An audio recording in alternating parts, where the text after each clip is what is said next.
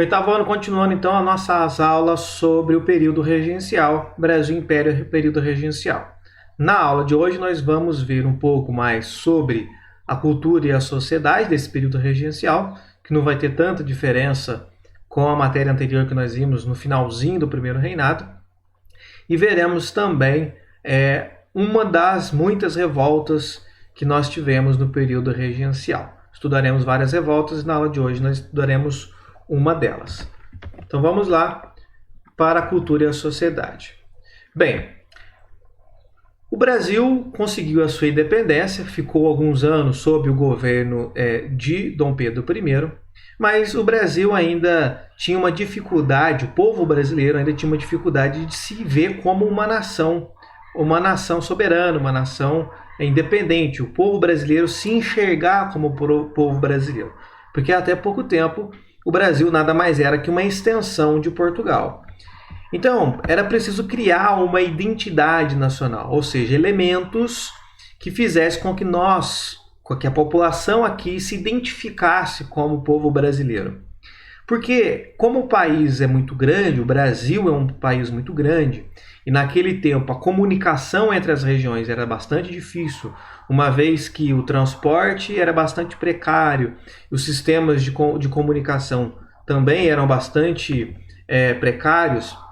Então, as pessoas se identificavam muito mais com os elementos culturais da região na qual ela vivia. Então, quem morava, por exemplo, aqui na nossa região, tinha uma forma de viver, tinha alguns costumes e se identificava com as pessoas que estavam aqui.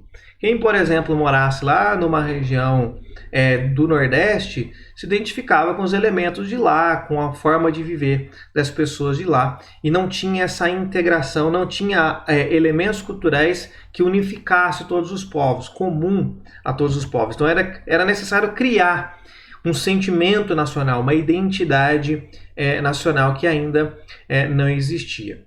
Então, nesse período regencial, vai se dar então o processo de criação dessa identidade nacional. Para isso, eles vão inaugurar algumas instituições voltadas para a história e para a memória e para o ensino, porque para se criar a identidade, gente, é preciso ligar a história com a memória das pessoas.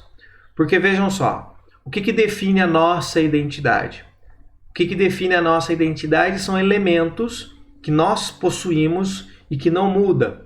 Se nós pegarmos o nosso próprio documento de identidade, lá tem o nosso nome, tem o nome dos nossos pais, tem a data de nascimento, o local onde nascemos.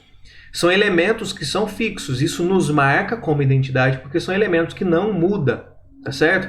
Agora, é claro, aqui eu estou dando exemplos simples, mas haverá outras características que nós temos, como, por exemplo, a forma de falar, a roupa que usamos, a maneira de proceder, que nós, às vezes, vivemos da mesma forma durante toda a vida. Esses elementos que ficam geram a nossa identidade. Então, nós identificamos, por exemplo, se pegarmos o Brasil de hoje, nós identificamos o mineiro pela forma dele falar, nós identificamos o nordestino pela forma dele falar, identificamos uma pessoa que mora lá na região sul do Brasil pela forma dela falar. Então, esses elementos da fala, por exemplo, são elementos que identificam a pessoa. Então, são elementos que quando eu ouço alguém falar pelo seu sotaque, eu consigo identificar a origem daquela pessoa. O que eles estão buscando, então? Elementos desse tipo que eu estou dizendo, mas de uma forma nacional, não local, como eu acabei de dizer, da região de Minas, do Sul, do Nordeste, mas tentar encontrar elementos que servem como identificador de um povo como o brasileiro, como independente da sua região de origem. Então, eles vão criar o Arquivo Nacional em 1838, com o objetivo de recolher e abrigar as documentações oficiais produzidas em todo o país, porque esses documentos vão servir como fontes históricas depois. Vão criar também o Instituto Histórico e Geográfico Brasileiro, IHGB, que é para desenvolver pesquisas históricas e geográficas no Brasil. E também foi criado o Imperial Colégio de Dom Pedro II, no Rio de Janeiro, em 1837. Esse colégio Dom Pedro, o colégio Dom Pedro II, vai ser criado para servir como uma instituição modelo do ensino secundário, que seria uma espécie de ensino médio da época. Então, o colégio servirá como um exemplo para que pudesse ser feito em outras, do mesmo modelo em outros lugares do país. Claro que esse colégio é para elite, enfim, mas era para criar bases para a educação das elites, evidentemente, que ocupariam os cargos públicos no futuro, quando esses adolescentes crescessem, estavam preparados para assumir os cargos públicos mais importantes. Então, sobre a questão da sociedade e da cultura, esses assuntos.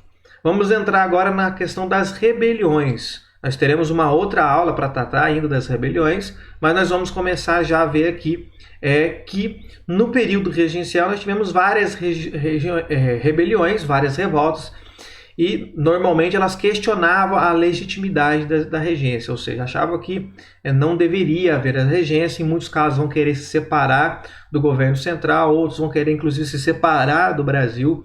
Nós veremos então alguns exemplos. Na aula de hoje nós ficaremos com a cabanagem. A cabanagem, gente, vai acontecer lá na província do Grão-Pará.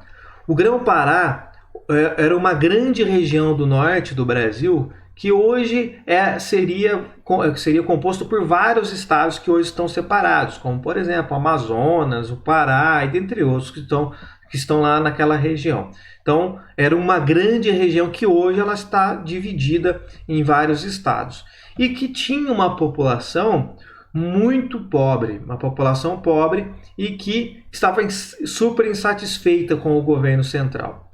Basicamente uma grande massa de escravizados e de homens livres, que na sua maioria eram indígenas ou mestiços, e que viviam devido à pobreza, e lá é uma região com muitos rios, eles viviam em cabana na beira desses rios. Por isso, esses revoltosos foram chamados de cabanos, e a revolta ficou conhecida como cabanagem. Então, porque essa população pobre morava em cabanas, em casinhas, barraquinhos improvisados de madeira próximo dos rios. Bem, lembre-se que eu disse nas aulas passadas que quem governava as províncias eram presidentes e que esses presidentes eles já não eram mais escolhidos pela população local. Esses presidentes eram escolhidos pelo governo regencial, pelo governo central lá no Rio de Janeiro. E esses presidentes eram nomeados de acordo com os interesses do governo lá no Rio de Janeiro e não de acordo com os interesses da população local. E é claro que isso gerava bastante insatisfação. Essas revoltas começam a crescer na região do Grão-Pará, e aí o presidente da província, que era aliado com o governo central, vai reprimir as revoltas com grande violência. Então aquele que estava ali para administrar e para resolver os problemas, foi justamente ele que começou a usar de violência para abafar essas revoltas, e é isso que vai aumentar ainda mais o descontentamento da população local.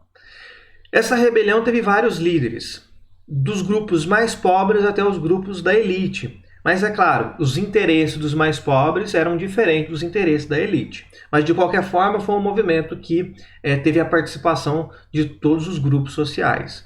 Como por exemplo o cônego Batista Campos, que era do baixo clero, os lavradores e irmãos Francisco e Antônio Vinagre. Então Francisco Vinagre e Antônio Vinagre eram dois irmãos lavradores. O fazendeiro Félix Antônio Clemente Malcher e o seringueiro Eduardo Angelim. Seringueiro, aquele gente que tirava o látex da seringueira para poder, que era usada para fazer borracha, inclusive. Os cabanos vão invadir a cidade de Belém, porque a capital do Grão-Pará era a cidade de Belém. E essa invasão acontece em 1835 e eles exigiam melhores condições de vida, isso, claro, principalmente a população mais pobre que participou do movimento.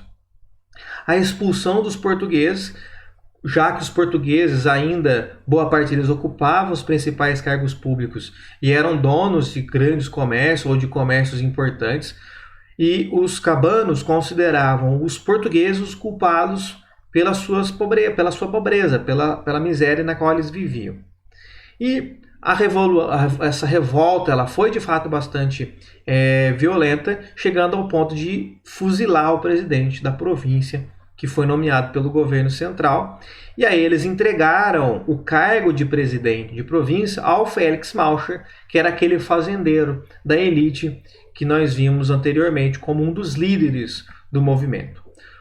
Porém, o Félix Malcher ele vai trair o movimento. Ele vai jurar fidelidade ao governo regencial. Ele já tinha atingido seu objetivo, ocupar o poder. Por isso que eu disse que o interesse da elite, o interesse da população mais pobre, dos cabanos de fato, eram diferentes. O Félix Malcher usou essa população mais pobre para chegar ao poder. Ao chegar lá, ele jurou fidelidade ao governo regencial. Bem, assim como aconteceu com o antecessor, que foi fuzilado, ele também vai ser morto pelos revoltosos, vai ser executado pelos revoltosos.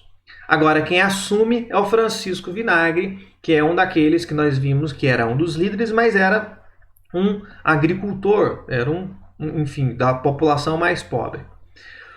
O governo regencial, então, vai enviar uma grande quantidade de homens para poder uma força militar muito forte e acaba conseguindo expulsar os cabanos, uma vez que os cabanos não eram homens treinados para conflitos armados. Veio as forças armadas e conseguiu expulsar os cabanos. E aí, os cabanos se viram obrigados a voltar para a região rural. Eles dominaram a capital Belém, o meio urbano, foram obrigados a retornar para uma região rural, mas essa luta durou aí por cerca de 3 anos e foram definitivamente derrotados em 1840. O conflito foi tão violento que matou cerca de 1/3 da população local, ou seja, cerca de 30 mil pessoas de uma população de 120 mil. Portanto, foi uma revolta bastante violenta, uma revolta que marcou bastante o período regencial e a região norte do Brasil, pela violência e a quantidade de mortes, e mais uma vez uma revolta que foi abafada e os anseios, os desejos da população mais pobre ficou de lado outra vez. Bem, para não ficar muito extenso, nós vamos parar esta aula por aqui. Nas próximas aulas nós veremos várias revoltas que aconteceram no período regencial.